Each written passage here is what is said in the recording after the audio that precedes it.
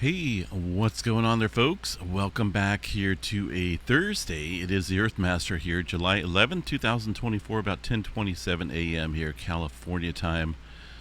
Latest activity here on the globe shows a 2.1 earthquake on the big island of Hawaii. I would say today is a very interesting day here. We got a lot of earthquake activity ramping up here. A lot of movement going on since that super deep earthquake here around the Philippines. Check out what's going on here across the northern edge of the Cascadia subduction zone in this Gorda Ridge area. You guys remember this region here? Over the last week or so, we've seen a pretty decent earthquake swarm kicking up here. Now we got some larger activity ramping up about 8 o'clock this morning. A couple hours ago here. Been busy this morning getting things done, so I haven't had a chance to jump on, but 6.4 earthquake coming into the Gorda Ridge. Following that was a 5.4. So we got some interesting movement taking place out here around the Pacific Plate. Let's check out, see what's going on over here first around the Philippines.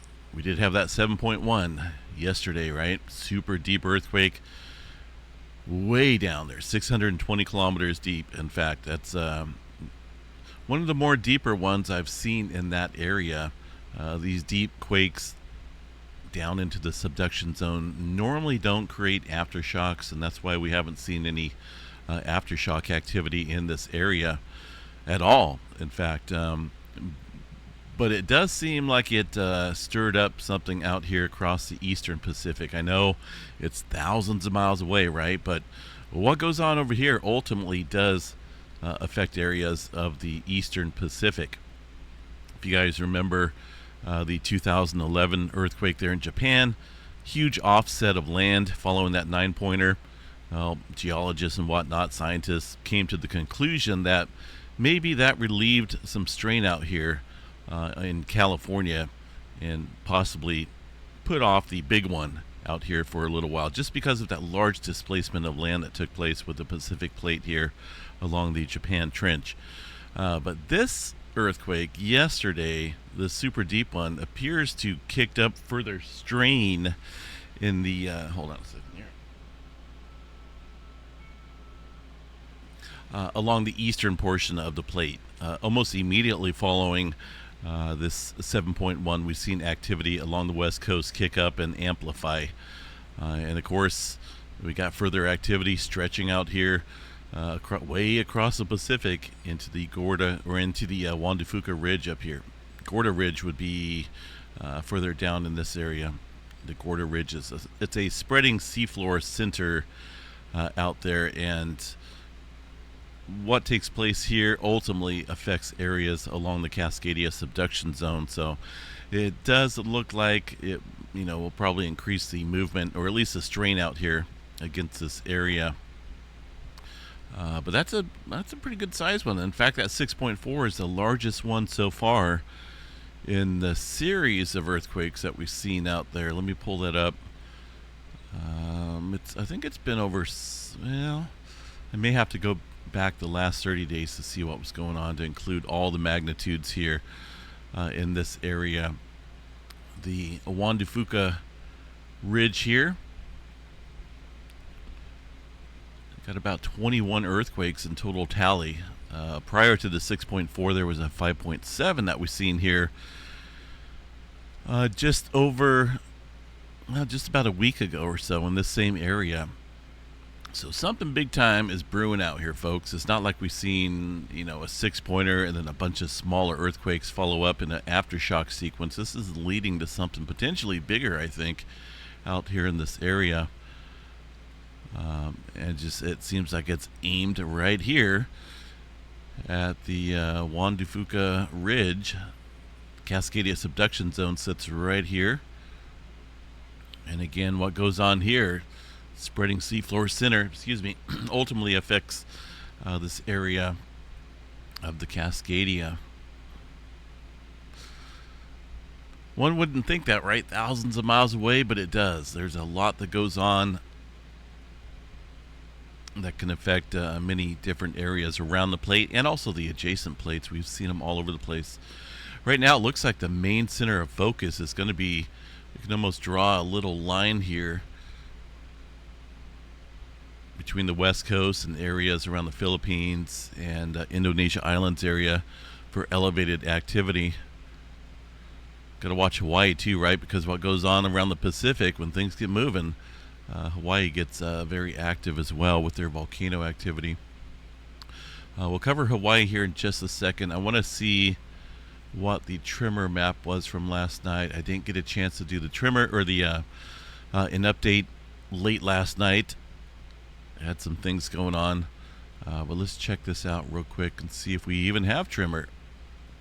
We're live. What's going on here with the tremor department? It just wants to sit there and load and load and load. That can't be a good sign. Hold on a second, double check. Yeah, it's not me. It's this website is a little weird. All right, we'll have to check that in a little bit, see if it wants to load or not. But most of the time, tremor activity here is a good sign of pressure and strain out here against the Cascadia. And we've been watching a lot of tremor up and down the Cascadia here recently. Be interesting to see what this looks like later tonight when they update it. Okay, so this is from yesterday, 7:10. Just a little bit here in the southern end of the Cascadia subduction zone, 83. But over the past month or so, literally about the last 6 weeks, we've seen a decent amount of tremor out here, up and down the entire length of the Cascadia. Appears to be a little slow. All right, so anything else going on up here? Let me see.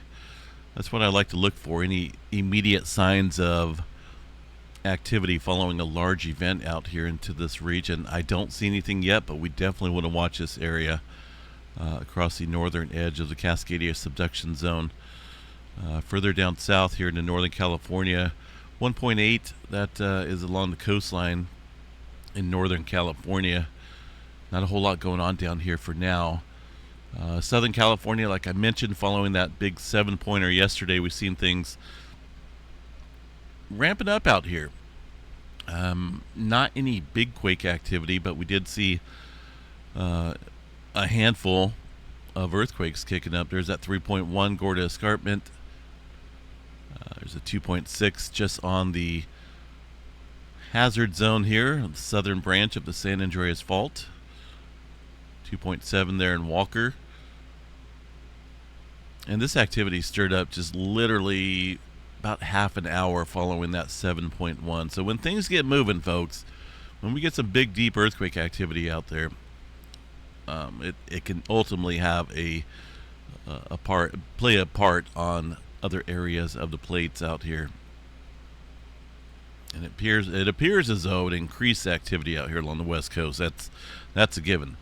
So there's some movement off the coast. San Diego in the red circle, 2.8. A couple other earthquakes here in the last hour. San Jacinto fault zone. But overall, we'll definitely watch the west coast in general, all the way up and down the west coast for some further movement. Big island of Hawaii. Let's go check stuff out here real quick. Yeah, it doesn't want to show us the last month of tremor. Something's going on with it. Hawaii. Let's bring this up here real quick. The volcano hazards map. And we'll see what's going on. Because out there in the hot spot, right, you got the Pacific plate moving around. That's ultimately going to affect what goes on there across volcanoes. Kilauea Volcano, not a huge increase in earthquake activity today, but more so up around the summit area, the crater area. Latest deformation data looks like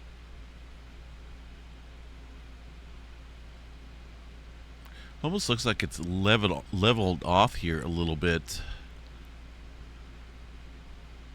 since that 7.1 yesterday. I think that would be yesterday's time period, right about here when that earthquake struck. That'd be almost about 12 hours or so ago.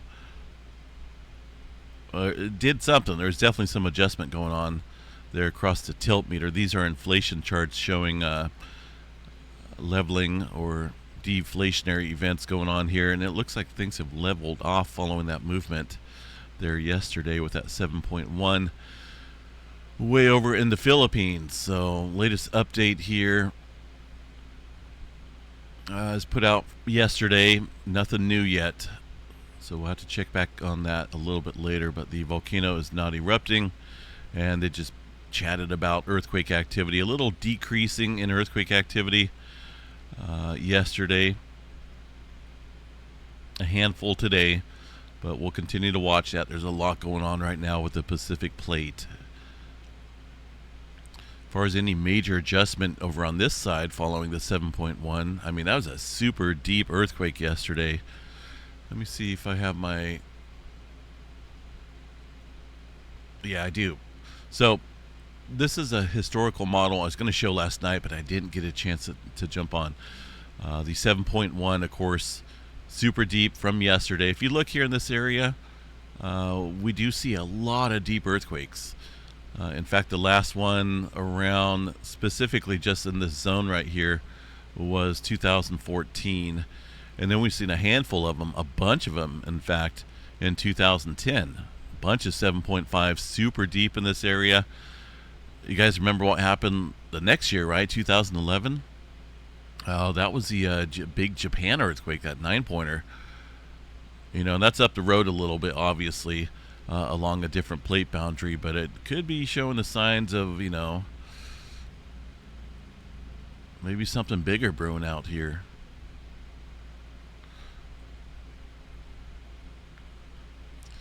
Let's see, 6.7, that was a little bit further off that way, 52 kilometers deep. But yeah, literally within this area, we do get a lot of deep earthquakes, but let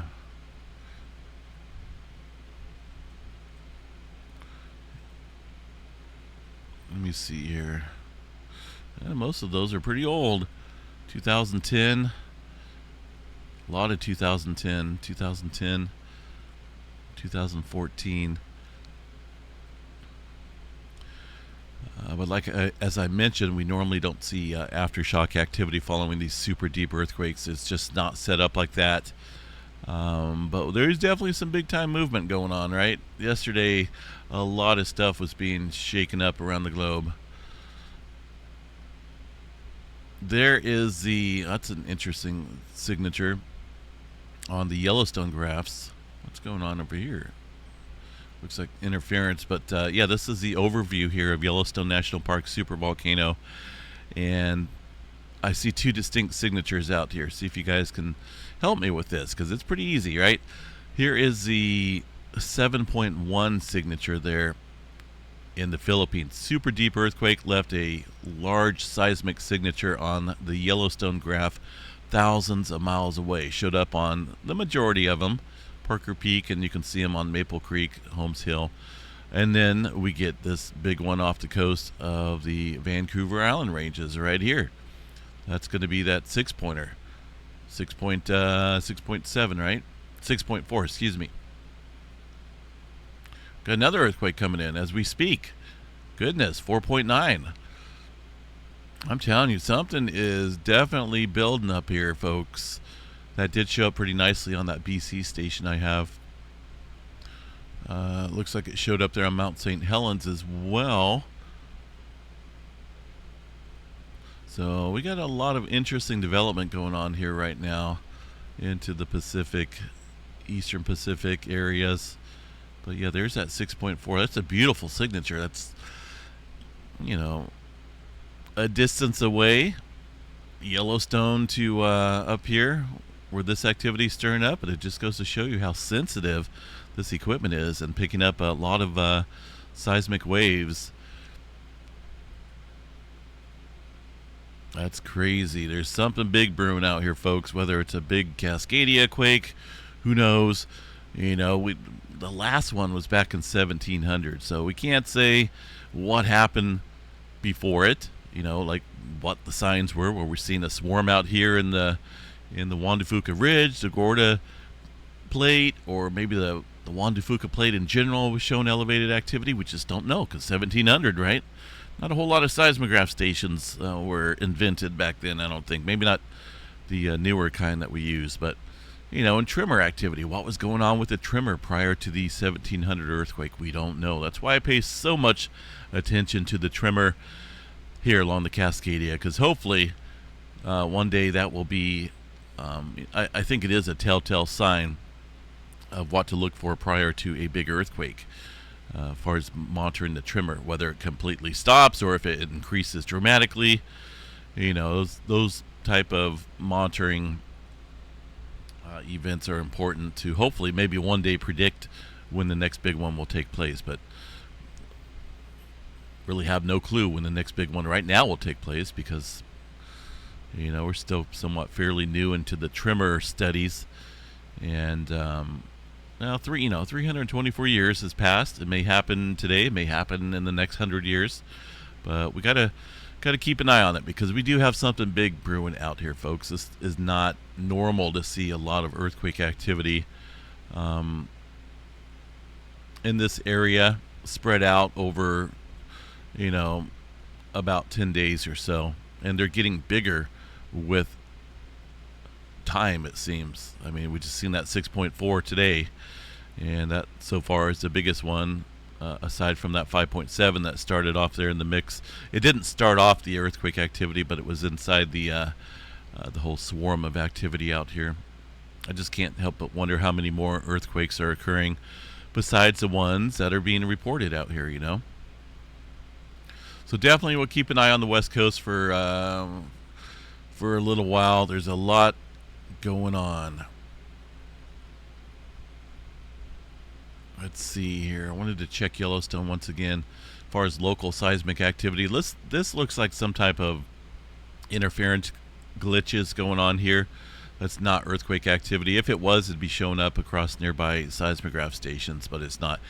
I don't really see any signs of any earthquake activity aside from maybe a couple spikes here. 1, 2. That's about it, though. Pretty quiet there at Yellowstone National Park.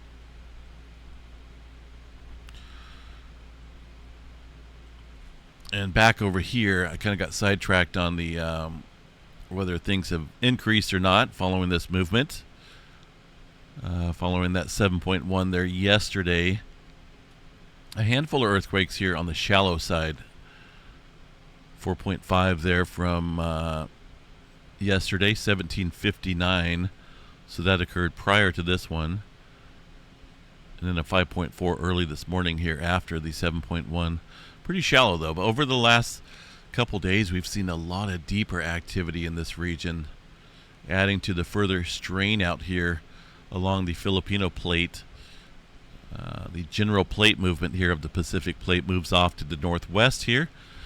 Notice these arrows indicating GPS displacement of the Pacific plate as a whole. And the Filipino plate here, it's kind of a burnt orange color here on my side. And the Eurasia plate moving off to the southeast. This is pretty much a crunch zone in here, and there's a lot of deeper activity going on right now around the Philippines. And it appears as though it increased drastically the pressure out here along the west coast. You got the North American plate moving off to it's kind of in a counterclockwise direction here. But generally in this region, we got a southwestward interaction with the Pacific plate along that plate boundary. So we'll continue to watch things and keep an eye on the activity for sure. Real quick glance of space weather movement. Seeing a little bit of sea flare activity, but generally quiet conditions. We are watching this giant sunspot that is currently facing the Earth, 3738. Hasn't popped off anything major yet, but it is getting quite complex, and we'll watch that because it is in the Earth-directed view. A couple other sunspots out here as well. Really nothing of dynamic activity compared to this one.